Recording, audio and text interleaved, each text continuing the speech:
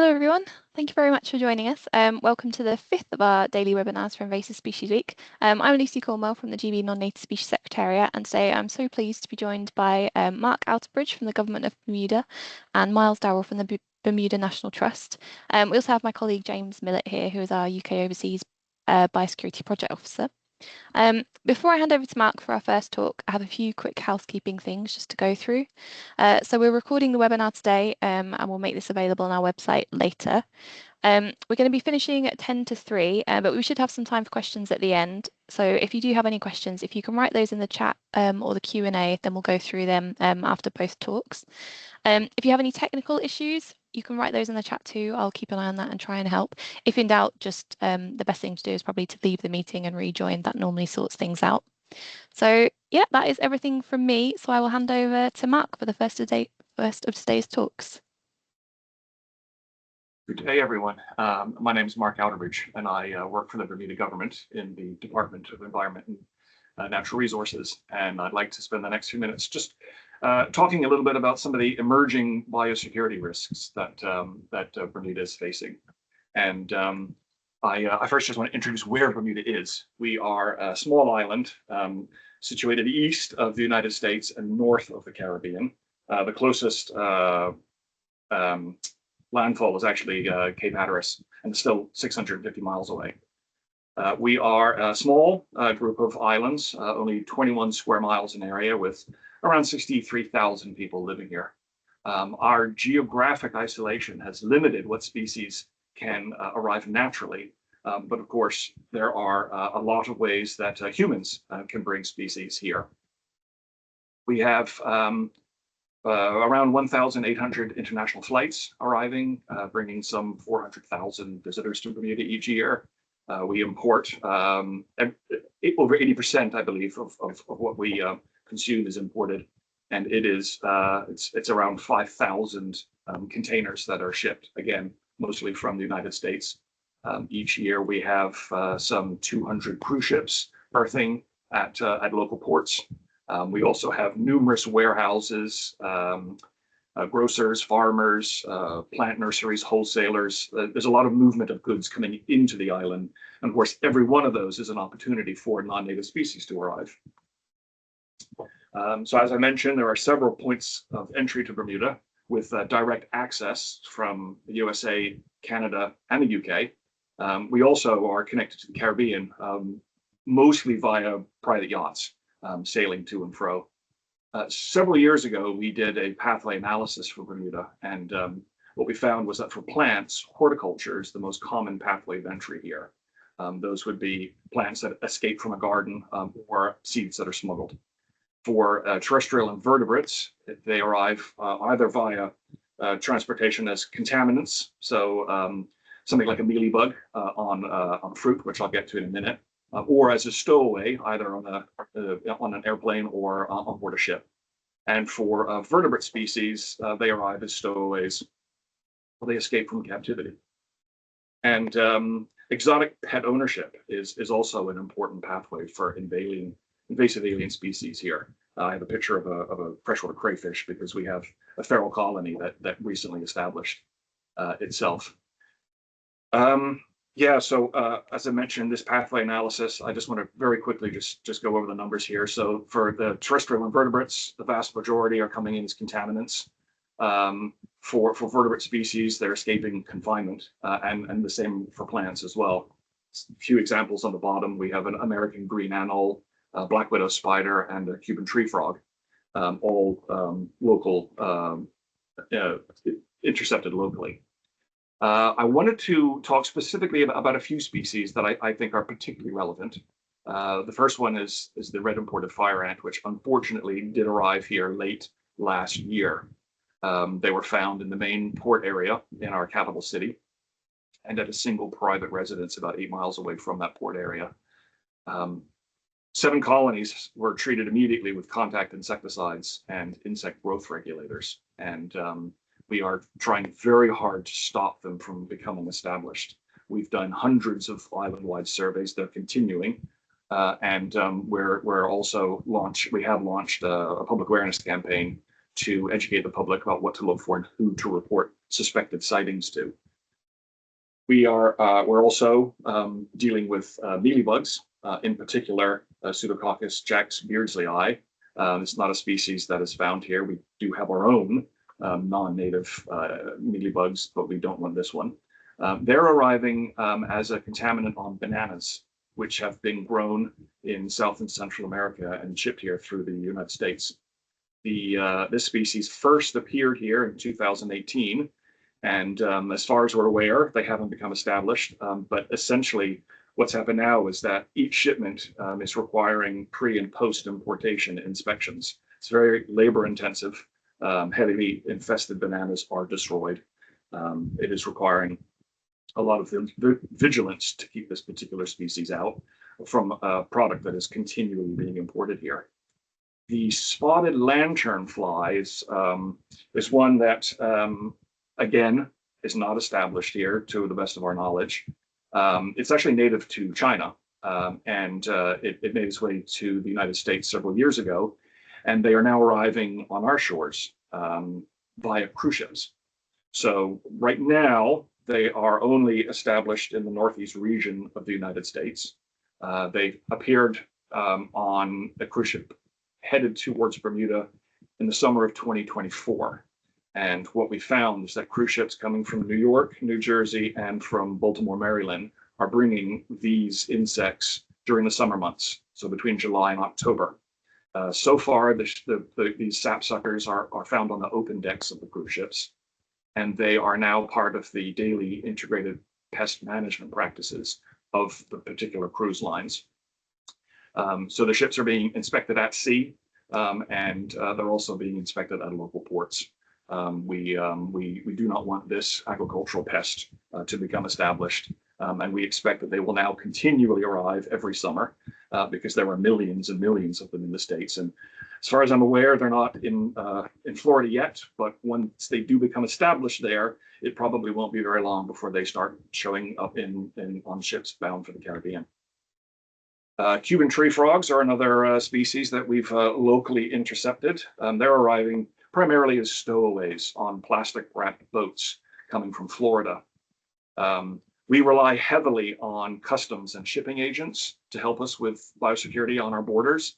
And so we have asked that bilges and under seat cushions are inspected when these boats arrive, because those moist areas are typically where this amphibian is being found.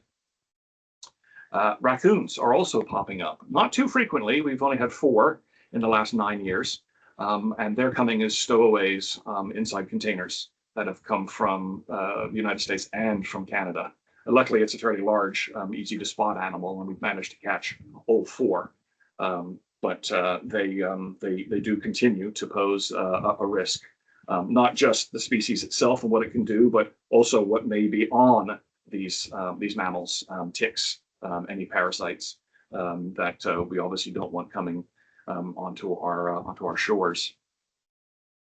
And of course, we've had a variety of lizards that have popped up from time to time. They're typically found in the port areas on cruise ships and on cargo ships. We have so far managed to stop green iguanas, curly-tailed lizards, and green anoles from becoming established. They have been caught. We were not able to intercept brown anole, Anolis sagrii, nor 2 species of Hemidactylus gecko. And so those 3 species are now established on the island. But we are again, we're working with customs and shipping agents, and generally they're quite good about spotting something unusual and reporting it to us. And something that's a bit more insidious are the snakes. We have at least 9 records of snakes that were caught or seized over the past 2 decades.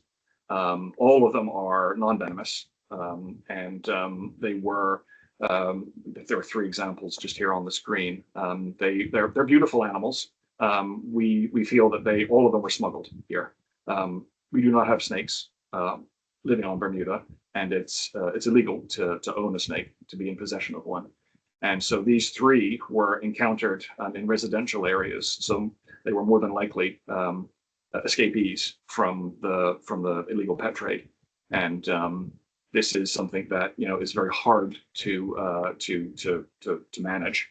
There is a these animals sell for a lot of money here, and so far none have become established. But we're obviously very concerned that the wrong one may end up living here and finding it a good place to live. So this horizon list was done probably about 10 years ago, and this is what we came up with as species to look out for. It's about 34 species, I believe. Most of them are terrestrial invertebrates. But I wanted to bring your attention to the four red arrows. The two snakes, the tree frog, and the red imported fire ant 10 years ago were identified as species to be aware of, because there was a high likelihood of their arriving, and it turns out that they did arrive during that 10-year period. We would like to update this list, but the important thing is that we maintain awareness of what's out there, what's trying to come in, and how to prevent it from landing and becoming established, and then becoming an expensive, difficult problem to manage. That is it from me. I'd be very happy to answer any questions that the audience may have. Thanks, Mark. That was brilliant. I think I can't see any questions in the chat yet, so I think we'll save those and we'll move on to Miles for his talk next, and then we can do all the questions at the end. Oh, no problem. But yeah, thank you. That was brilliant. You're welcome. I'll get my slides up. Give me one sec. Well, I think it's afternoon there, so good afternoon, everybody. It's morning here in Bermuda, and yeah, just super thankful to be here today. I'm going to try not to waffle. Mark did a really good job there of just laying it down. I'm not always that good. I'm just going to be quick. I just always show this image first because it's one of my favorite pictures. This is an image of a cedar-lined street. Miles, I don't think we can see your slides yet. Oh, okay. Unless it's just me. All right, let's try again. It was working. Try that there. Are we on now? That's it. Yeah, that's better. Perfect. I'm going to try. What I don't have here is my speaker. Thanks, James. Setting. So I'm going to try this one more time. And we should, can you see it now? Yep. Yeah, that's perfect. All right. Take two. So now you're seeing the slides. Sorry, everyone, and good afternoon again. Miles Darrell here. What you're seeing is Cedar Avenue. Cedar trees in Bermuda were our keystone endemic species, and in the 1800s, these streets were still lined in cedar, a gorgeous tree, and since which a lot of things have changed. So I'm going to share a little bit about our efforts to preserve and protect the Bermuda cedar, but also a number of other species and just habitats in general. I think the thing I need to get across here, and I think you saw it in Mark's slides, is that Bermuda is very small. So that's the shape of the island right there, and the image you're seeing shows all of Bermuda National Trust and Bermuda Buyback Bermuda Nature Reserves. The island itself is only about 53 square kilometers, and so you can see it is very small, so are our nature reserves, and they're very fragmented.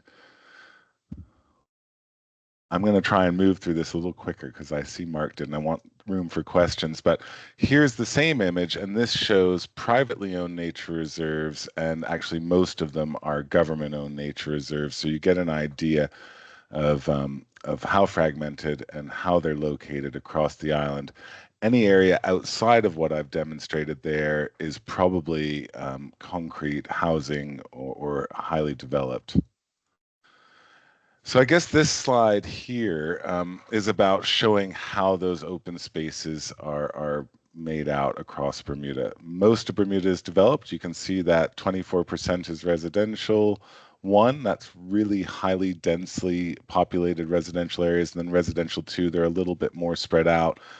But what you can really see here highlighted is that conservation zonings do not make up a large part of Bermuda. And so all of those green slices are the conservation areas. Some of them are just parks or even football fields. So yeah, there's not a lot of open space left in Bermuda. Things have changed quickly with humans coming onto the island, and that has included, like Mark said, the introduction of a lot of invasive species, which have had a huge impact on Bermuda and resulted in a blight which killed more than 90% of Bermuda's endemic keystone cedar. And at the same time, that blight, which was caused by a scale insect, we lost so many trees. The picture you see here shows Spittle Pond, our largest nature reserve here in Bermuda, and all you see is dead trees. Well, it wasn't a great look, certainly not good for tourism, and I think there was a lot of concern about erosion at the same time. No habitat really for birds, and so people moved pretty quickly to reintroduce more tree species, but sadly, most of the species introduced were invasive, including the casuarina, which you see there in the image. And there were other tactics tried. They introduced 200 kiskadees, a bird that you see with the yellow breast on the left of the screen. They were introduced in 1957 in the interest of trying to kill the scale insect.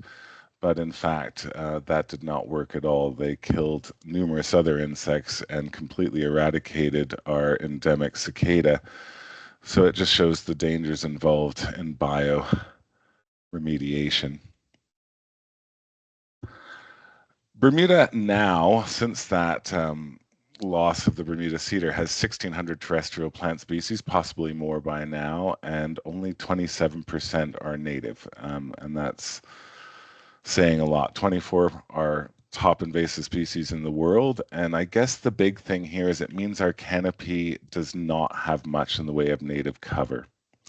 Many of these invasive species proliferate very easily, like the Shynus terabinthifolius, which is extremely common here in Bermuda. And also you can see in those images Ficus benjamina, which quickly takes over large areas, grows extremely fast, overshadows anything else, and in fact completely decimate habitat. So this is much of Bermuda's canopy. This is what we see on a daily basis, and none of it is native cover. The ground is actually in a similar state. We do not have much of our native ground cover left, and so what we commonly see are things like these 3 asparagus ferns, which have become quite common in Bermuda. I guess they came as horticultural interests. They are pretty to some and certainly used in floral arrangements and things like that. But once they hit the ground, they run very quickly and make it very difficult for any other species to occupy that space. So actively working to remove these invasives is part of the work we're trying to do, but the tactics involved are quite difficult, and manually removing these is actually one of the best ways to do it, which you can imagine is very costly. We also have, and it's quite common to see Erudodonax. This is an extremely tall grass, again brought here for agricultural purposes, but it's run amok. It is very difficult to eradicate, in which case we haven't. But in some reserves, we have been working actively to tackle it. There are chemicals that can do this, but we've not found them to be as effective as we'd like. So we have moved to manual removal. We use large machinery, dig down as far as 6 feet to get all of the corms associated with this species. And then we filter all those out. We can't take this waste to our horticultural dumping facilities, and we don't take them to our other dumping facilities, land-based ones at least. We take these directly to an incinerator to ensure that they don't proliferate any further. When we've done this, we have had great success, but it does take ongoing removal of any little sprout that comes up. And typically after about 5 years, we're seeing them eradicated, at least in that area.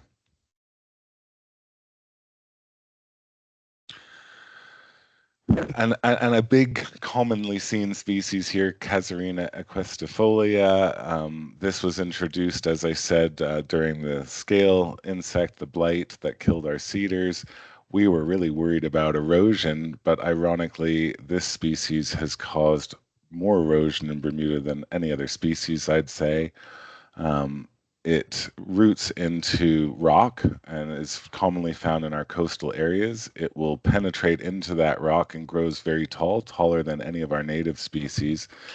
And as we do have a significant amount of hurricanes and winter storms that could be the equivalent of hurricanes, it seems, and they're happening more and more readily, these become sails, they topple over, they take our cliffs with them, and it is becoming very difficult to manage them. They proliferate very quickly. You can see the seed there in the bottom left corner of the screen, but what you also see is a significant amount of leaf litter or needle litter, and that litter makes it very difficult for our natives to grow. It also changes the soil biome, which also further makes it difficult for our natives to grow.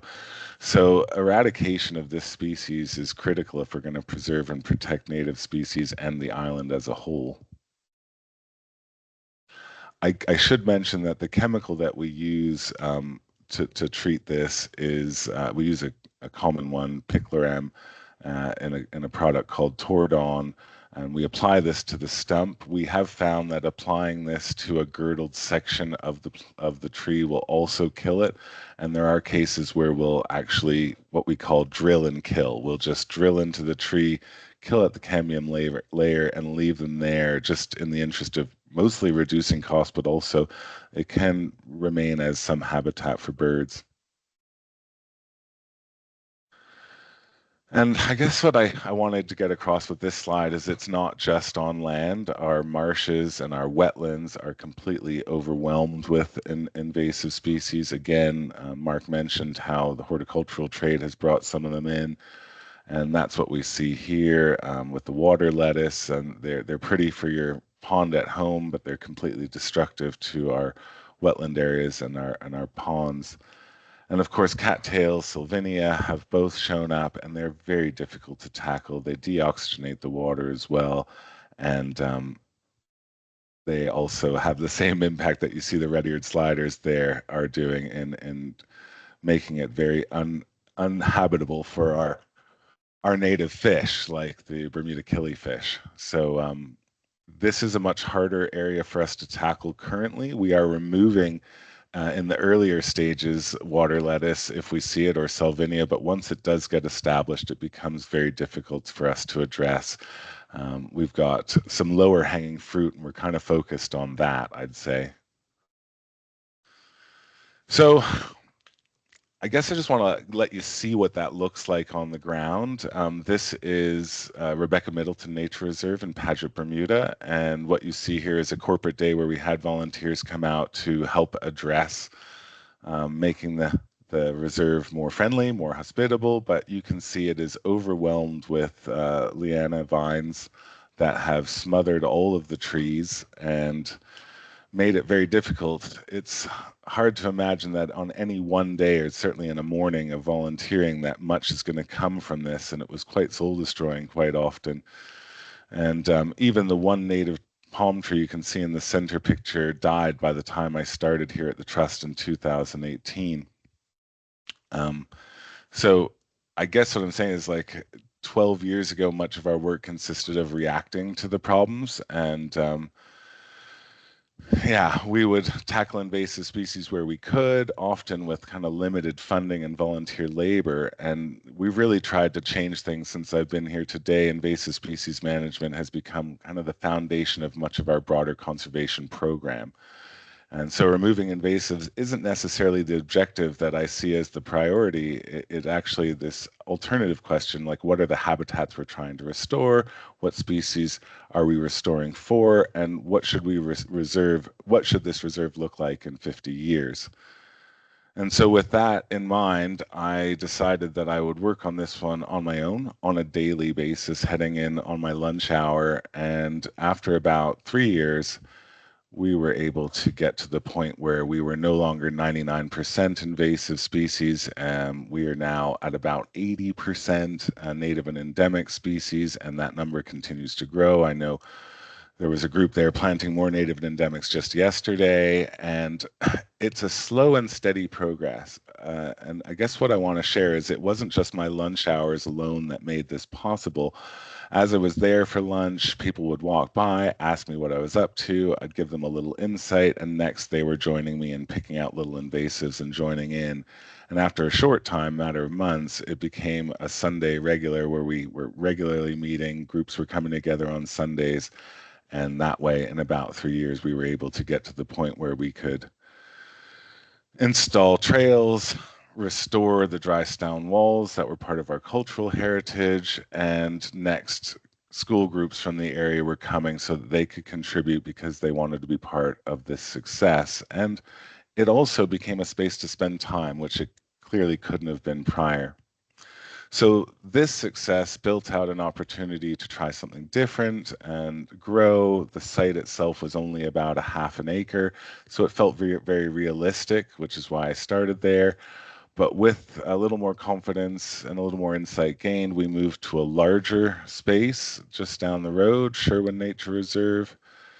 And what you see here is that having learned that partnerships multiply the impact, I called on anyone I possibly could to get involved, and since which we've had over 500 people having a hand in restoring Sherwin Nature Reserve. We have removed, it's going to sound hard to believe, but about 60 cubic yards of bottles and waste in an area that was high density residential 1, so lots of people. This was their only green space. It was not very respected, but by getting hold of corporate volunteers, school groups involving the government, contractors, landowners, researchers, donors, we were able to really turn this into an opportunity. And we even got the school students that you see there to help through an after-school club to grow all the native and endemics that we would slowly introduce into the space, which is now in the many thousands. And we're typically planting about 3,000 native and endemics a year. And the corporate group you see in the background, they are completely bought in, so excited. 5 years now, they have adopted this reserve. They visit twice a year. They contribute the financing, but also the time so that we can see this project through. We've developed a conservation management plan that phases the completion of this program in being another 15 years. So there's still a lot of work to do, but it feels like we're actually getting somewhere. And I guess what I really learned here is that volunteers don't just reduce costs, that like we're building advocates. So they've become the advocates for this space. And I think one of the kind of foundation thoughts that I try to use in developing these projects is ensuring that everyone delivers multiple benefits. I always talk about this saying, you know, trying to feed two birds with one stone. So when we remove invasives, I mean, that's not what we do alone. We're delivering on biodiversity recovery, education, corporate engagement, youth development, well-being, and as you can see here, food production. So when we clear out a space of invasives and we start planting native and endemics, there are still open spaces available. What we do is we plant those spaces with food crops like what you see here. It's a perennial pumpkin. We plant it in the interspaces. It grows and fills in those spaces. It shades the ground. It keeps it moist during the summer, which is particularly important. But also, as was the case earlier this month, we're harvesting out of one reserve alone 700 pounds of pumpkin, which we give to food charities, senior homes, because these are the things that we found the community really needs. And it also has built a lot of excitement around the projects and got more people involved that wouldn't have otherwise been involved.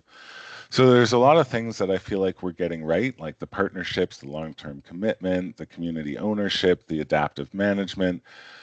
But I guess I want to be honest about the fact that there's a few things I probably would have done differently, and that includes monitoring more from the start, and photograph everything is what I'd also say. Spend more time explaining why trees are being removed, because that was a difficult one at times because we had to remove the invasive species. And really budget for long-term maintenance. And the one thing I'm sure is really worked, but I'd do better again, is build education into every project. So I did say we try to feed two birds with one stone. So all of those invasives that we've removed, we find uses for. So you see on the right of the screen there, we've been using various invasives to make biochar. There's a gentleman here who comes and collects the wood, turns it into biochar, and is using it for heating and cooking and different things in the winter, which is great.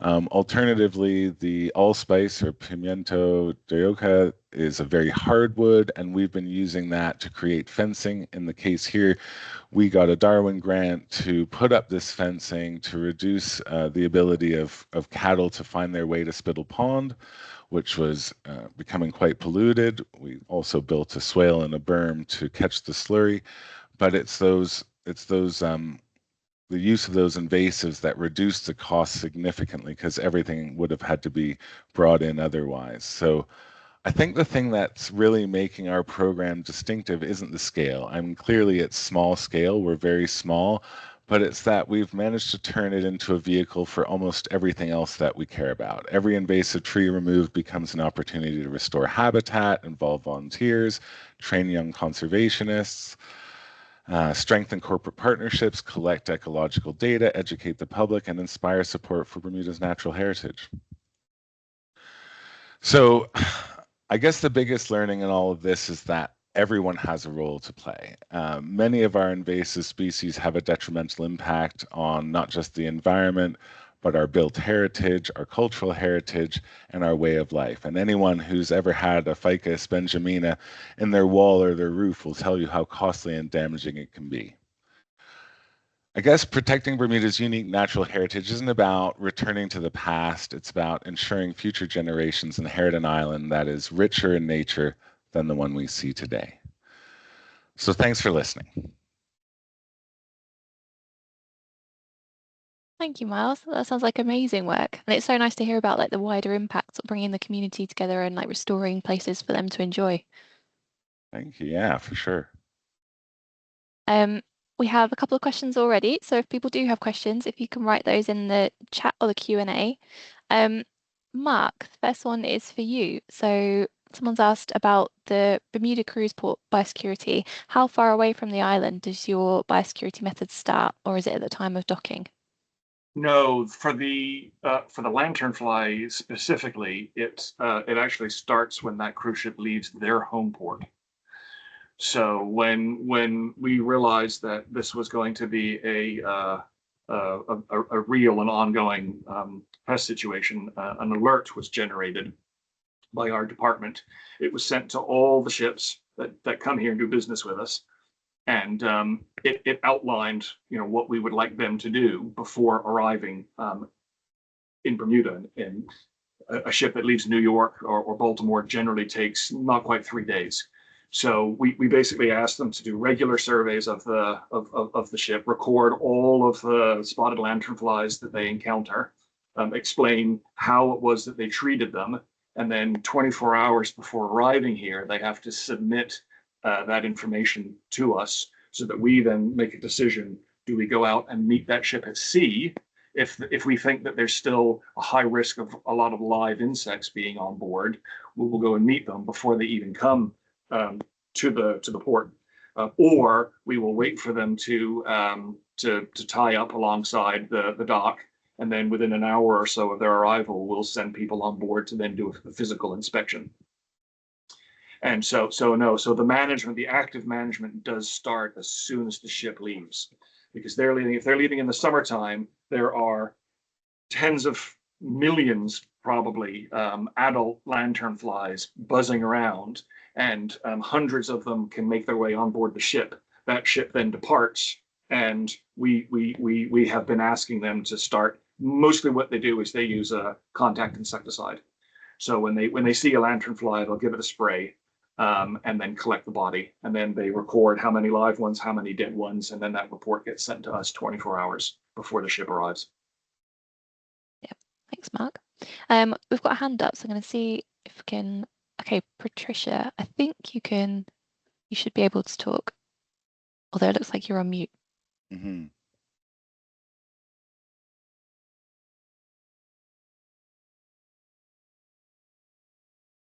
Yeah, maybe it's not going to work. You might have to write your question into the chat box. Okay, we'll try it with someone else, see if it works on this one. I don't know if it's going to, because I think because we're in the webinar. We've got a question in the chat box from James. So how did you get rid of the morning glory? Was it cut and pull and do that some more, or did you find a shortcut? I hate to tell you the truth, I did not find a shortcut. And that's the honest truth. There's not a lot of shortcuts in this work. It was pull, cut, pull, remove. But I think what I did do is I inspired other people to just be very consistent and regular. And so I didn't tell the whole story there, but at that first reserve, I was going every lunch hour, and then this woman came and asked me what I was doing. She started joining me. She walked every day and just decided she'd come instead, which was really nice. Then she actually inspired her whole family to come. And then she said, look, I'm going to come every Sunday. You don't even have to come. I'm going to take this on. So she took that on, which allowed me to do other things. And just as a note, we had our AGM and awards giving for the National Trust last night, and I was able to give awards to a number of people who have joined me in doing works at other reserves, and now we have what I'd call ambassadors at reserves, volunteers who've chosen to go and devote their time, their free time, to removing invasives in the areas that we're specifically transitioning to native and endemic. So no shortcuts, just a lot of help. Oh, I see you, Cormac. Oh, that's amazing. It's really inspiring. Oh yeah, so Cormac's question. So he's just wondering if there have been any further development with getting eDNA samples for surveying the reserves.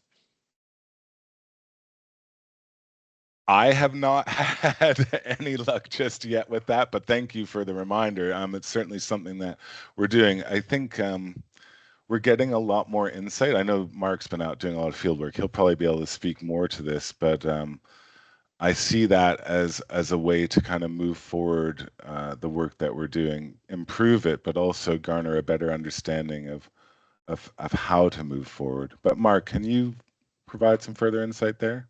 Yeah, unfortunately, Cormac, no, we haven't done anything more specifically with the eDNA, but we have managed to find somebody for a contract to assist with the management of some invasive species, including the crayfish. Yeah. So you know, the actions and activities that we did discuss a few months ago will be put forward.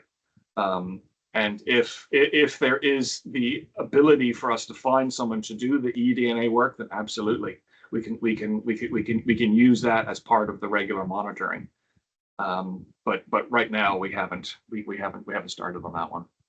I guess I can share that Cormac's has been a great consultant for us here in Bermuda to help us tackle some of these invasive species. And I should yes, thank you. And I should also mention that some of the suggestions he's made are actually moving forward. This is one of them we just haven't been able to get to, but we've had some good support from the minister. I'm speaking this specifically for Cormac, and we're actually actively working towards bettering those environments so we can tackle the crayfish. Yeah, that's great. Oh, there's a thank you in here for both of you. Yeah. So thank you, Mark, for the insight into the biosecurity risks, and then thank you, Miles, for your section on managing them. So this person's a A-level biologist and hopefully a marine biologist, so I was really interested to hear about them. Great. It's been a pleasure. Definitely. I don't think we've got any more questions just yet. Patricia and David, if you want to try writing them into the chat, I'm sorry that we can't get you off mute for some reason.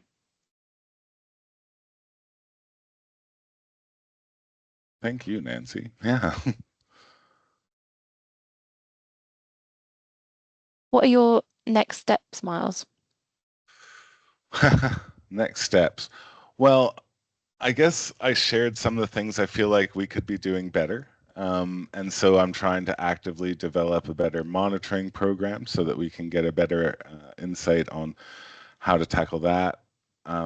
I think people who know what I'm doing here at the Trust, we have varied responsibilities. So I'm currently very active in some marine spatial planning work, but on the ground with regard to this work, we've got all of these projects steady forward. We've developed management plans for all of them that show the phased intentions, and we've garnered more volunteers than ever before. Yes, I do like feeding two birds with one scone, and ultimately, I guess what's happening is just we're inspiring the community and trying to build on what I said I've really learned, which is that it's really going to take all of us to steward this island, this planet, to really make the difference that we all want to see.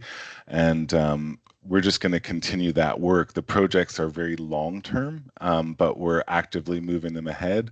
I'm excited to say that in the last 6 months, we've garnered 2 more reserves adopted, which means we have the financing, long-term commitments to be able to continue the work. And that's often a lot of what I'm doing, is running around trying to find ways to finance this work.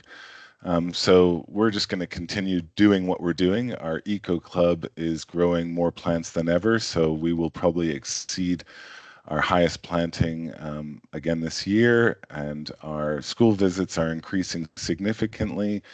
Thanks to the Darwin Grant, with our cross territories work, we've got a new invertebrate researcher, and that is going to increase our capacity to better our invertebrate management across our reserves. So we're just building on what we've learned and trying to better it with every step.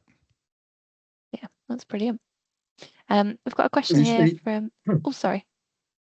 No, hi, Lucy. It's David. I think. Ah, brilliant. We've got it to work. I have unmuted.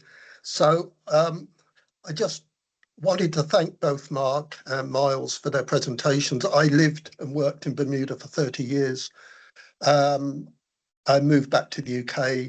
I'm retired now, but I worked both with the Bermuda government and with the National Trust and Save Open Spaces campaign. It's been very encouraging how much work is going on with the Buy Back Bermuda campaign and the micro forest plantings that are occurring in collaboration with the Bermuda Zoological Society. I suppose I should really ask a question.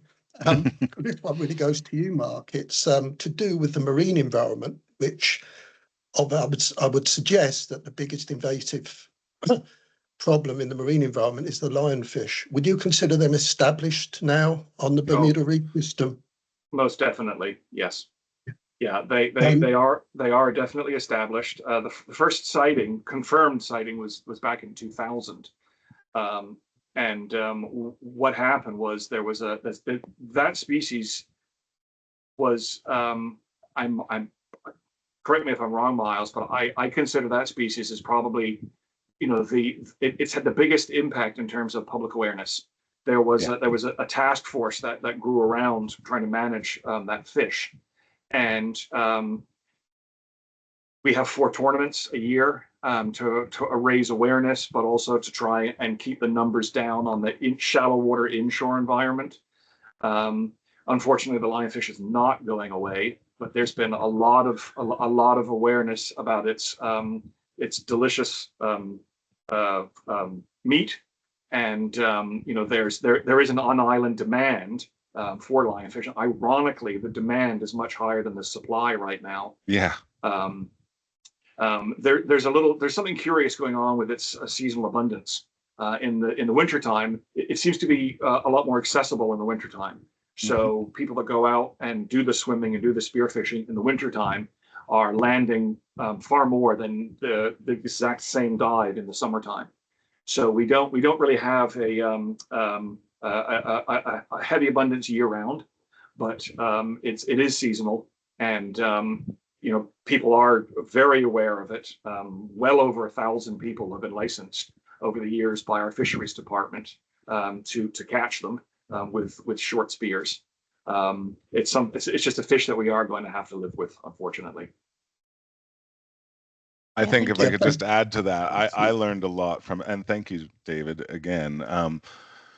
I learned a lot from the lionfish, and I think the thing that has brought the community in is that eat 'em to beat 'em campaign, is that there's a use for this invasive species. And that's how I kind of looked at it on land, is if we can find a use for these species, we'll be able to get the community on board. So I know that was one of the questions, is the community aware of the risk that's posed by invasive species?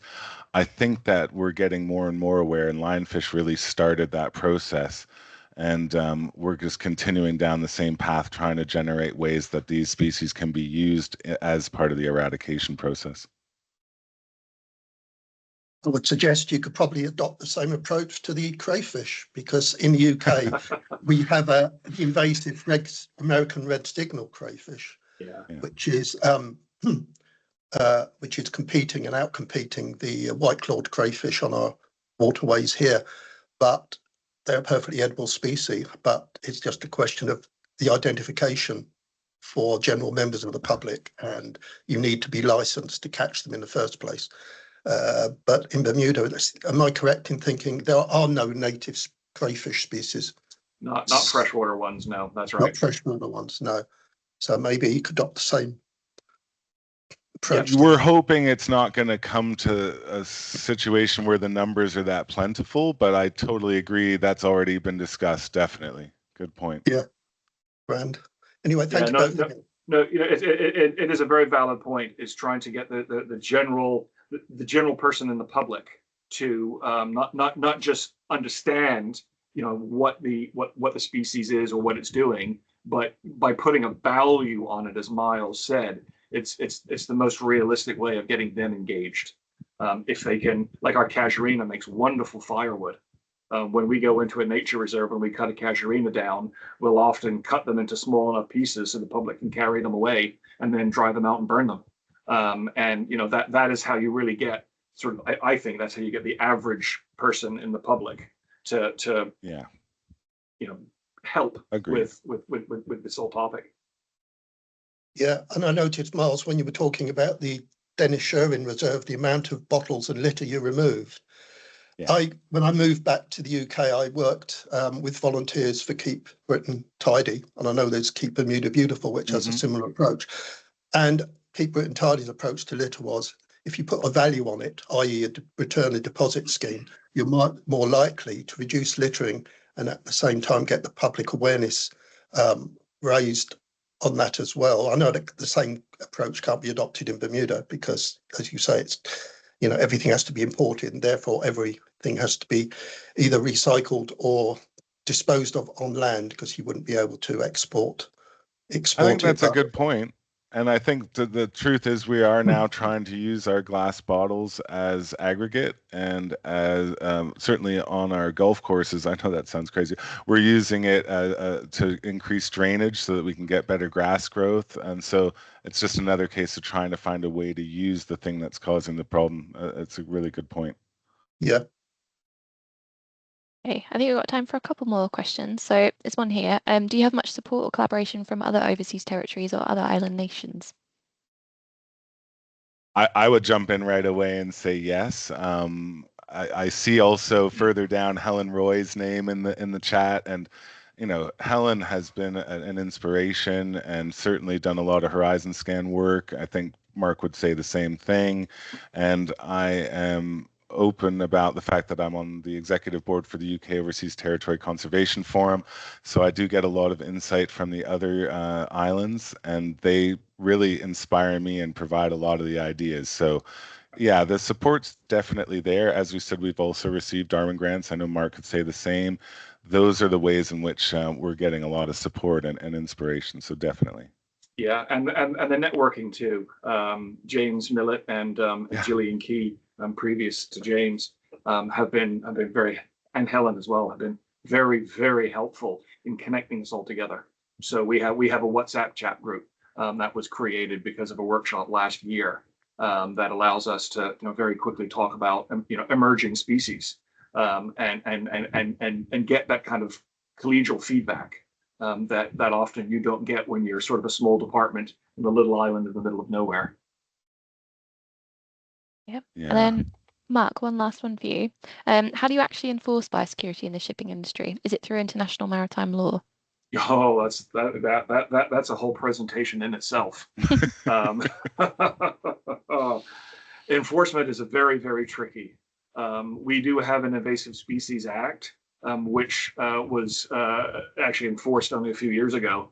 And that really was the start of our ability to have some kind of linchpin into legislation. But as it is right now, still a lot of what we do, we ask for help.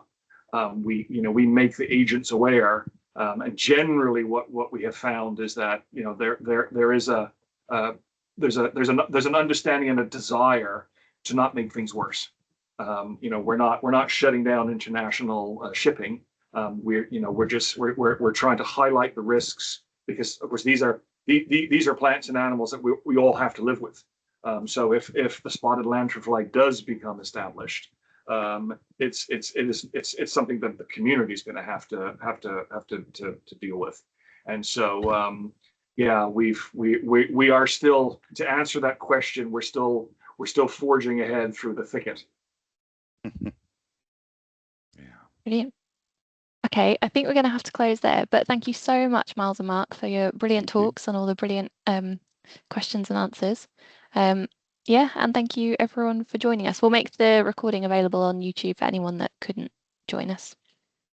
Thank you, thank you, everyone. Thank you, Allison. Thank you. I see you there. Thanks, everyone. Take care, everyone. Thanks, James. Thanks, Lucy. Yeah, everyone have a pleasant day. Cheers. Thanks a lot. That was great.